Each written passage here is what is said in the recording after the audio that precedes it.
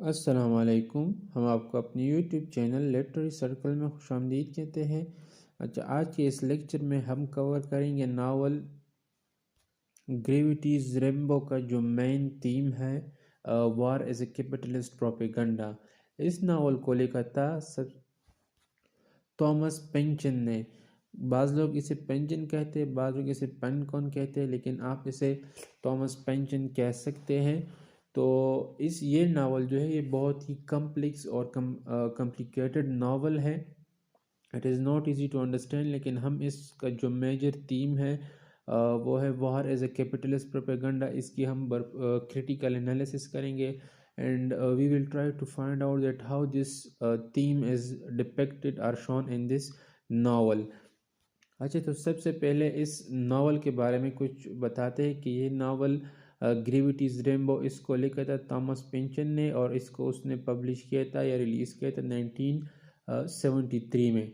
और इस नावल की जो सेटिंग है या जो थीम है या जो जिस टाइम के बारे में बताता है, तो ये वर्ल्ड वॉर सेकंड जो है उसकी जो आखिरी मंथ है या जब वो ख़त्म हुआ, तो उसी के बारे में हमें बताता है। और इसकी सेटिंग लंदन, फ्रांस, जर्मनी वगैरह, अमेरिका, इन्हीं जगहों में होती है, चेंज होती है। और ये नावल जो है ये एक मिस्ट्री जो होता है कि जर्मनी का जो V2 रॉकेट है उसके बारे में सर्च करता है। और दूसरा जो नावल का प्रोटैगनिस्ट है स्लोथ्रोप, जब वो जहाँ पर उसमें जब फिज़िकल चेंजेस होती है, तो ये V2 रॉकेट जो है ये उसी जगह को हिट करता है जहाँ पर स्लोथ्रोप में फिज़िकल या सेक्सुअल चेंजेस हो जाती है, तो ये उसी जगह को हिट करता है। तो ये नावल सारा इसी मिस्ट्री के अराउंड रिवॉल्व करता है कि हाउ दिस हैपन और ये क्यों होता है। और इसी में ये नावल जो वर्ल्ड वॉर सेकेंड में जो तबाहकार या जो मुख्तलिफ ऑर्गेनाइजेशन है, जो फर्म है, वो किस तरह इस वर्ल्ड वॉर सेकेंड को as a source of their business use कर रही थी, उनको भी टच कर रही थी। एंड देन इस नावल के बारे में हम जानेंगे मुख्तलिफ जो क्रिटिक है उनकी जो फीडबैक है इस नावल पर, वो भी हम डिस्कस करेंगे। तो सबसे पहले आप हमारा टॉपिक है war as a capitalist propaganda. तो सबसे पहले हम वार को डिफाइन करेंगे। वार जो कि है ये state of arm conflict between two और मोर देन टू ग्रुप। तो वार जो होता है वो आर्म्ड कन्फ्लिक्ट, जहाँ पर आप असलहा उठाते हैं, दो से ज़्यादा ग्रुप एक दूसरे के खिलाफ असला उठाते हैं और जंग करते हैं, तो इसी को वार कहते हैं। अब वर्ल्ड वार सेकेंड में दो ग्रुप्स थे, एक लीड ग्रुप था और एक एक्सिस ग्रुप था। लीड में जो America, British, France and Russia थे। एंड देन दूसरी ग्रुप में जो एक्सिस था उसमें जर्मनी, इटली, जापान वगैरह ये मुल्क थे।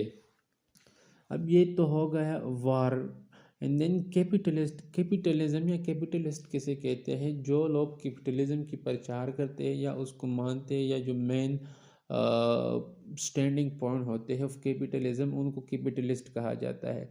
एंड कैपिटलिज्म क्या है? Capitalism it is in economical and political system of a country, जिसमें कंट्री के जो इकोनॉमिक या पॉलिटिकल सिस्टम होता है वो चंद ही बंदों ने या एलीट क्लास के लोगों ने उसको कंट्रोल किया होता है। और ये जो फर्म्स या इंडस्ट्रीज होती है उनकी ये प्राइवेट ओनरशिप होती है, इसको कहते हैं कैपिटलिज्म।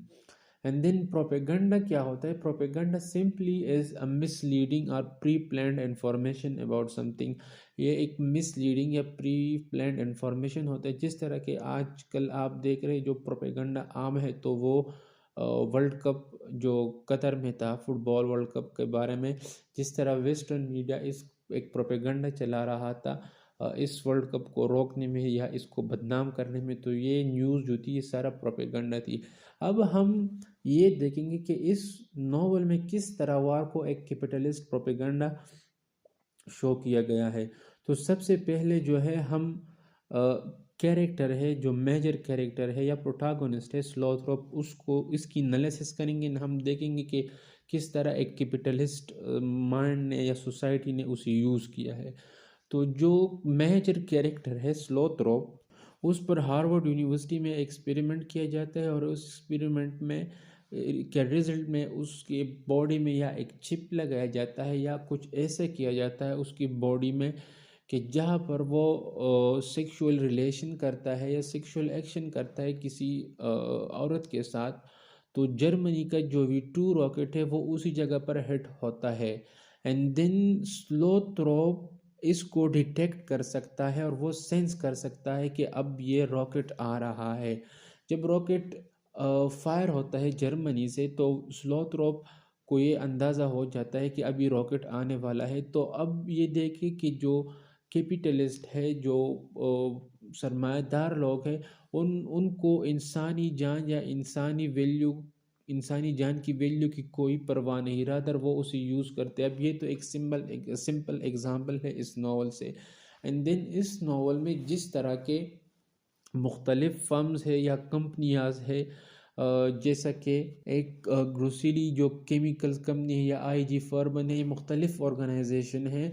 तो ये अपेरेंटली तो यही शो करती है कि ये वार रुक जाए, लेकिन डीप इनका इंटरेस्ट है और ये कहती है कि वार ना रुके, क्योंकि ये जो केमिकल्स या मिज़ल वाली कंपनी है वो जो इलीट पावर है या एक्सेस पावर है उन दोनों पर मिज़ल बेचते हैं और अपना प्रॉफिट कमाते हैं। एंड देन इसके रिजल्ट में जो डिस्ट्रक्शन होती है, जो इंसानी जानों का ज़िया होता है, जहाँ पर कत्लेआम हो जाता है, तो इन कंपनीज़ को या ऑर्गेनाइजेशन को इन चीज़ों का बिल्कुल भी परवाह नहीं है।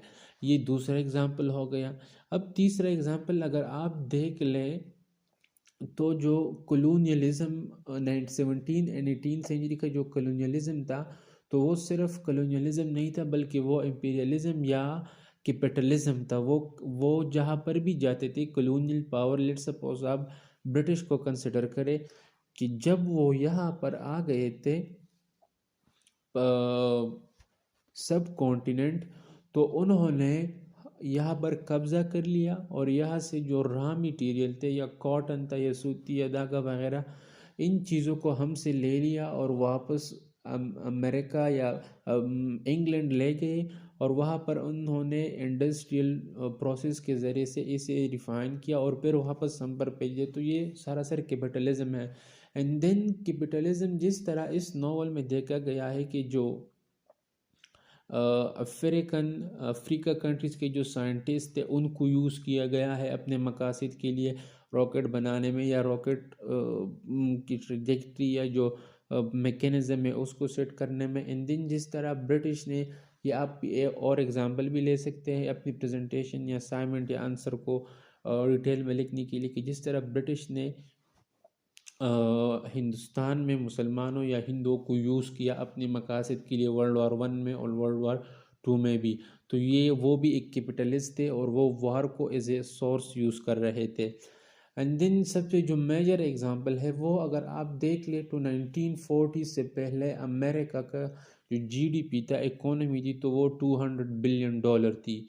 लेकिन soon after the war, World War II, 1940 से लेकर 1950 तक ये GDP डायरेक्टली इंक्रीज़ हो गई $300 बिलियन पर। तो ये आप नोट कर ले तो उनको फ़ायदा हो गया था। 1939 से पहले अमेरिका में जो अनएम्प्लॉयमेंट रेट था वो था 13%। लेकिन जब वार स्टार्ट हो गया, मुख्तलिफ असलहे की कंपनी, टैंकों के जो इंडस्ट्रीज थे सारे काम पर लग गए, तो वह उनका एम्प्लॉयमेंट रेट जो था वो डायरेक्टली 1% पर आ गया। Similarly is the case with England की जो GDP थी 1940 से पहले तो वो थी £6 बिलियन। लेकिन जब वार स्टार्ट हो गया 1939 में एंड 1944 में एंड हो गया, तो उनकी इकोनॉमी 10 बिलियन पाउंड तक पहुंच गई। तो अगर आप देख ले तो जो कैपिटलिस्ट माइंड लोग होते हैं या कैपिटलिस्ट गवर्नमेंट होती है, तो ये हर एक अपॉर्चुनिटी को अपने लिए बिजनेस का मौका बिजनेस के मौके में इसे तब्दील करते हैं। इस तरह उन्होंने वार को भी बिजनेस में तब्दील कर दिया। जिस तरह आथर बार बार कहता है कि the real purpose of war is buying and selling, मतलब वार का रियल पर्पस जो है वो बाइंग एंड सेलिंग है, buying of selling and arms, missiles, chemicals, असलहा, बारूद, ये सारी कंपनियां जो करती है ये रियल पर्पस ऑफ वार है।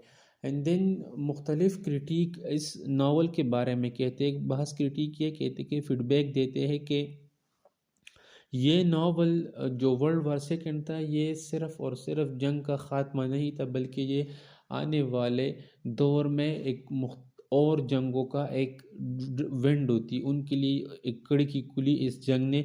अब जिस तरह लोगों ने पैसा कमाया इसमें, जिस तरह इंडस्ट्रियाज कैपिटलिस्ट ने पैसे कमाए, तो वो और जंग भी चाहते थे ताकि उनकी इम्पोर्ट एक्सपोर्ट या बिजनेस का जो बाइंग एंड सेलिंग है वो कंटिन्यू रह सके। एंड ऑन द नेक्स्ट बाकी जो क्रिटिक है वो ये कहते हैं इस नावल के बारे में कि अब जो यहाँ पर किसी की भी हार या जीत न हुई, ना हिटलर की, ना ब्रिटिश की, ना किसी की, सब लोग, गरीब जो तबका है वो मारा गया, इसमें बहुत इंसानी जानों का ज़िया हो गया। लेकिन किसकी जीत हो गई? उन्हीं कंपनियों की जिसने इस वार में हिटलर को बैक किया था, जिन कंपनियों या ऑर्गेनाइजेशन या इंडस्ट्रीज़ ने इनमें अपने प्रोडक्ट सेल किए, जिन्होंने प्रोडक्ट परचेज़ किए, उन्हीं कंपनियों का विन हो गया इस वार में। एंड देन इस टॉपिक को कंक्लूड करते हैं इस तरह हम के जो वार है उसको लोकल या आम लोग किस तरह नज़र से देखते हैं और कैपिटलिस्ट इसको किस नज़र से देखते हैं। अब हम जो आम लोग हैं, लोअर क्लास के, मिडिल क्लास के, तो हम वार को देखते हैं एज अ मतलब शहादत या मर्टारडम का रुतबा देखते हैं, इसमें हम विक्ट्री देखते हैं, इसमें हम शिवलरी, बहादुरी देखते हैं कि जो अच्छा लड़ा उसको तमगा मिलेगा, तमगा जुरत वगैरह। इसमें हम टेरिटरी गेन का देखते हैं कि हमने ये कब्ज़ा कर लिया इस जगह पर, या हमने अपनी दुश्मन को शिकस्त दे दी। बट जो कैपिटलिस्ट लोग होते हैं वो एक इस वार को एक अपॉर्चुनिटी देखते हैं, और ये कौन कहता है? ये जो ऑथर है थॉमस पेंचन, वो इस क्रिटिक है, वो इस वार को इस नज़र से डिटेक्ट करता है और इसकी एनालिसिस करता है कि जो एलीट क्लास है वो is a source of buying and selling, black market, time and again वो इस चीज़ों की तरफ रेफ़र करता है। तो इस तरह ये वार एज अ प्रोपेगंडा है, किसकी जानिब से? कैपिटलिस्ट की जानिब से। किस पर? जो आम लोग है, जो लोकल मासेस है, उनके लिए। आई होप आप लोगों को वीडियो पसंद आई होगी। काइंडली लाइक एंड सब्सक्राइब और channel. Thank you so much. अल्लाह हाफिज़।